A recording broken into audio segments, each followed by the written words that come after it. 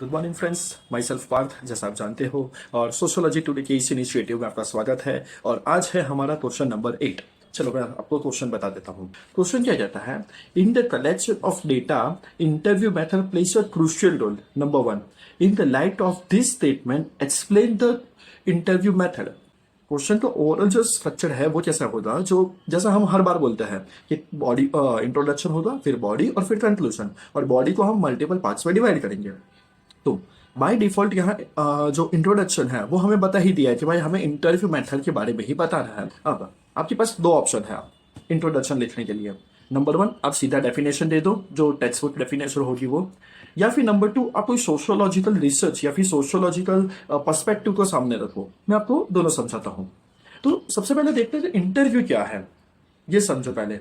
जैसे यूपीएससी भी इंटरव्यू लेती है और बाकी कॉर्पोरेट ऑर्गेनाइजेशंस भी इंटरव्यू लेते हैं। तो इंटरव्यू क्या है? तो भाई इंटरव्यू एक डेटा कलेक्शन मेथड है कि जहां पर एक इंटरव्यूअर होता है जो सवाल पूछता है और एक रिस्पोंडेंट होता है जो जवाब देता है। तो ये है इंटरव्यू मेथड, यानी एक रिस्पोंडेंट और एक इंटरव्यूअर, इन दोनों के बीच में जो इंटरेक्शन है इसे हम इंटरव्यू कहते हैं। फॉर एग्जाम्पल यूपीएससी में इंटरव्यू होता है तो जो पैनल है वो इंटरव्यूअर है, वो सवाल दे रहे हैं, और जो हम है एज एस्पिरेंट, हम रिस्पोंडेंट है, हम उसका रिस्पॉन्ड दे रहे हैं, जवाब दे रहे हैं। तो ये पहले बताना है। और अगर आप चाहो तो अगर सोशोलॉजिकल डायमेंशन बताना हो तो एक यहाँ बहुत अच्छी स्टोरी है, जिससे आंध्र बेटे एक थिंकर हो गए, उनकी स्टोरी आप बता सकते हो। जब हम पेपर 2 में आएंगे तब उसमें बहुत अच्छे से डिस्कशन होगा, पर एक ब्रीफ इंट्रोडक्शन बता देता हूँ कि आंध्र बेटे जो थिंकर थे वो जब इंडिया में आए स्टडी करने के लिए इंडियन कास्ट सिस्टम को या फिर इंडियन क्लास सिस्टम को, जो पॉलिटिकल कैसे पूरा चलता है उसे समझने आए। तो उनके साथ ऐसा हुआ कि जो अमीर जो हायर क्लास के लोग थे वो लोअर कास्ट के लोग के पास जाने नहीं दिया उनको। और तो उन्होंने क्या कि लोअर स्टार्टर के जो लोग थे उनके साथ उन्होंने इंटरव्यू मेथड को यूज किया और डेटा कलेक्शन बताया।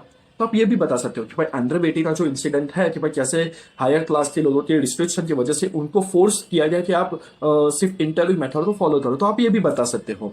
अब इस स्टोरी के बहुत सारे वर्जन्स हैं, आप और भी देख सकते हो। चलिए, तो आप हमारा इंट्रोडक्शन तो हो गया कि भाई हम एक इंटरव्यू मेथड को या तो डिफाइन करेंगे या फिर हम उसके लिए ये स्टोरी बताएंगे। अब सवाल का जो पहला डायमेंशन है वो है कि इंटरव्यू मेथड क्रूशियल क्यों है। तो हमें ये बताना बहुत जरूरी है, मोस्ट ऑफ लोग यहाँ मिस कर देंगे। तो क्रूशियल क्यों है ये बताओ। तो सबसे पहले हम बताएंगे कि भाई इंटरव्यू मेथड है कि भाई जहां हम डायरेक्ट रिस्पॉन्डेंट से कॉन्टेक्ट में आते हैं। Are you getting? तो इसकी वजह से जो व्यू पॉइंट बनेगा वो बहुत ही ज्यादा ऑब्जेक्टिव बनेगा। एट द सेम टाइम जो रिस्पॉन्डेंट होगा वो अपने लाइफ एक्सपीरियंसेस, वो अपनी ग्राउंड रियलिटी, वो सारी चीजें हमारे सामने रख सकता है। ऑन दी अदर हैंड जो इंटरव्यूअर है, जो सवाल पूछ रहा है, ये उसके ऊपर डिपेंड करता है कि वो कैसे पूरा इंटरव्यू को कंडक्ट करना चाहता है। यानी कि उसकी जो मेथडोलॉजी है, उसकी जो डेटा कलेक्शन है, वो अपने हिसाब से पूरी सिस्टम को क्रिएट कर सकता है। फॉर एग्जाम्पल आप यूपीएससी को देखते हैं, यूपीएससी क्या जानना चाहती है? तो वो जानना चाहते हैं कि एक इंसान है, क्या वो एक ऑफिसर बनने लायक है, क्या उसमें ऑफिसर बनने के लिए खूबी है। नॉलेज तो उन्होंने देख लिया प्रीलिम्स और मेंस में, क्या वो एटीट्यूड है, वो क्या कहते हैं कैरेक्टर है, ये देखना चाहता है। तो ये चीज हम इंटरव्यू से जान सकते हैं। अब क्वेश्चन का दूसरा पार्ट क्या कहता है कि भाई हमें ये पूरी प्रोसेस को एक्सप्लेन करना है। तो एक्सप्लेन करने बाद आपको इंटरव्यू के सब टाइप्स बताने पड़ेंगे। अब ये पूरा वो फैक्चुअल इंफॉर्मेशन है। तो मेनली जो सोशियोलॉजिकली देखा जाए तो तीन टाइप के इंटरव्यू मेथड होते हैं। वैसे इसके और भी सब पार्ट है, अलग सारे बहुत सारे रेफरेंस बुक में बताए, पर ये 3 पार्ट है जो आपको मिनिमम बताना है। नंबर 1, एक ऑर्गेनाइज्ड इंटरव्यू होता है, या फिर जिसे हम फॉर्मल इंटरव्यू कहते हैं। जैसे कि यूपीएससी का इंटरव्यू एक ऑर्गेनाइज्ड इंटरव्यू है। उनके पास एक set date of collection of questions है, वो पूछ के वो एक डिजायर आउटकम देखना चाहते हैं एज ए रिस्पॉन्डर। तो ये एक ऑर्गेनाइज इंटरव्यू है, जैसे यूपीएससी का है, मैंने बताया। दूसरा होता है अनऑर्गेनाइज इंटरव्यू।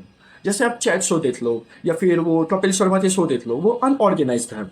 वहां कोई स्ट्रक्चर फिक्स नहीं होता, रिस्पॉन्डर जैसा जवाब देगा उसके कंटेक्स्ट में हम वो सवाल जो इंटरव्यू है वो पूछेगा। हम देखते हैं ना कि भाई आपकी मूवी आ रही है तो फिर उससे रिलेटेड और भी बहुत सारे सवाल बनते हैं। तो ये है, ये अनऑर्गेनाइज्ड इंटरव्यू है। और तीसरा आता है वो है मिक्स, यानी कि ऑर्गेनाइज और अनऑर्गेनाइज दोनों, जिसे कई बार क्वासी ऑर्गेनाइज भी कहते हैं। यानी कि इसमें कैसा होता है कि भाई एक फिक्स क्वेश्चन तो सेट होते हैं पर वो डिस्कशन के फॉर्म में चलता है, जैसे पॉडकास्ट। पॉडकास्ट में एक रिस्पॉन्डर एक इंटरव्यूअर दोनों है, और वो जो पूरा डिस्कशन होता है वो उसके जवाब से ही बाहर निकल के आता है। Eight the same time podcaster के पास खुद के भी क्या कहते हैं सवाल होते हैं, तो ये तो बताना जरूरी है। अलॉन्ग विथ कुछ और भी मेथड है जो ना भी बताओ तो चलेगा, पर बताओ तो अच्छी बात है। For example centralised interview. For example जो प्रधानमंत्री मन की बात करते हैं वो सेंट्रलाइज्ड इंटरव्यू है, विच मीन्स एक इंटरव्यूअर है, यानी कि सवाल जनता पूरी जो सवाल पूछ रहे हैं, और एक ही रिस्पॉन्डेंट है जो प्रधानमंत्री खुद है। इस केस में जनता की जो भी सवाल होते हैं, या फिर वो ट्वीट हो सकते हैं, या फिर सोशल मीडिया पोस्ट हो सकते हैं, या फिर लेटर हो सकते हैं, तो उनका वो रिस्पॉन्ड करता है। और एक और बहुत अच्छी मेथड है वो है सामूहिक इंटरव्यू, पब्लिक इंटरव्यू। जैसा कि हम देखते हैं कि भाई न्यूज मीडिया देख लो, न्यूज मीडिया में जो इंटरव्यू लेते हैं कि भाई रास्ते में चलते हुए किसी से भी पूछ लेते हैं कि भाई आपका क्या राय है, आपकी क्या राय है, किसी ने ये कहा, किसी ने वो कहा, तो ये भी एक टाइप का इंटरव्यू है। Are you getting it? तो ये मेथड बताना जरूरी है। But at the same time यहाँ हम एक और डायमेंशन हमें ओपन अप करना है कि भाई इंटरव्यू मेथड की लिमिटेशन क्या है, क्योंकि ये पूरी चीजों को हमें एक्सप्लेन करना है, तो एक होलिस्टिक व्यू आना चाहिए सवाल में। अब दो लिमिटेशन क्या है कि भाई इंटरव्यू मेथड में देखो, सबसे पहले मैंने बताया कि भाई इंटरव्यूअर है और रिस्पॉन्डेंट है, तो रिस्पॉन्डेंट के बायसनेस इसमें इन्वॉल्व हो सकता है। फॉर एग्जाम्पल अगर फेमिनिज्म पे इंटरव्यू चल रहा है और बीइंग अ मेल अगर वो मुझे पूछा जाए, ऑब्वियसली वो मेरा मेल बायसनेस आएगा ही आएगा, वो आप इसे इग्नोर नहीं कर सकते। अलॉन्ग विथ पूरा जो डिस्कशन है वो इंटरव्यूअर के पर्सपेक्टिव से चलेगा। अगर गेटिंग में अगर मैं जैसा पूछता हूं वही वो सामने से रिस्पॉन्ड आएगा, तो ये भी एक बायसनेस है, यानी कि दोनों पार्टी के फॉर्म में एक बायसनेस हमें देखने को मिलता है। एट द सेम टाइम ये जो ग्राउंड रियलिटी है वो जरूरी नहीं कि एग्जैक्ट हो, यानी कि ऑब्जेक्टिविटी, यहाँ ऑब्जेक्टिविटी की भी कमी आती है, क्योंकि कई बार ऐसा होता है कि भाई बहुत बड़ा चढ़ा के बता रह जाता है। फॉर एग्जाम्पल डेटा देख लो, कई बार ऐसा होता है कि भाई पॉलिटिक्स के नाते वो लोग कई ऐसी चीजें नहीं बताते, या फिर कुछ ऐसी चीजें जो एक्सैजरेटेड बताते हैं। Eight the same time interview method जो है वो पूरा सब्जेक्टिव होता है। फॉर एग्जाम्पल अगर यूपीएससी का ही इंटरव्यू ले लो और मुझे कुछ पूछा जाए, तो हो सकता है मेरा जवाब वो इंटरव्यूअर के जवाब से मैच ना भी करे, तो एक सब्जेक्टिविटी का भी बहुत स्कोप रह जाता है, तो ये भी हमें बताने की जरूरत है। और जब आप कंक्लूजन लिखो तो आप बताओ कि भाई इंटरव्यू मेथड ऑल तो बहुत अच्छी है, पर उसकी खुद लिमिटेशन भी है। अब चाहो तो जैसे मैंने पहले बताया था कि भाई ट्रिनिटी मॉडल आप वो भी यूज कर सकते हो। ट्रिनिटी मॉडल यानी कोई दो मेथड से यूज करो और वो दो के जो आउटकम आते हैं उसे तीसरी मेथड से वेरीफाई करो। फॉर एग्जाम्पल इस केस में देखा जाए तो आप इंटरव्यू मेथड फॉलो कर सकते हो, इसको जांचने के लिए आप लेट्स से पार्टिसिपेटरी ऑब्जर्वेशन कर सकते हो, और इन दोनों के आउटकम को हम तीसरी method let's say sampling method से क्रॉस चेक कर सकते हो। तो ऐसा करके आप पूरा एक होलिस्टिक व्यू आपको जवाब में दिखाना है या फिर बताना है। और ऐसा करने के साथ हमारा एक पूरा होलिस्टिक व्यू हमें बताना है, जिसमें क्योंकि देखो यहाँ ये सिर्फ 2 ही पेज का आंसर है, 150 वर्ड ही है, यानी आपके पास इतना स्कोप नहीं है कि आप बहुत ज्यादा लिखो, तो हर पार्ट में 3-4 पॉइंट सफिशिएंट है। Hope this helps. Thank you. Visit our website www.civilservantshub.com for more course details.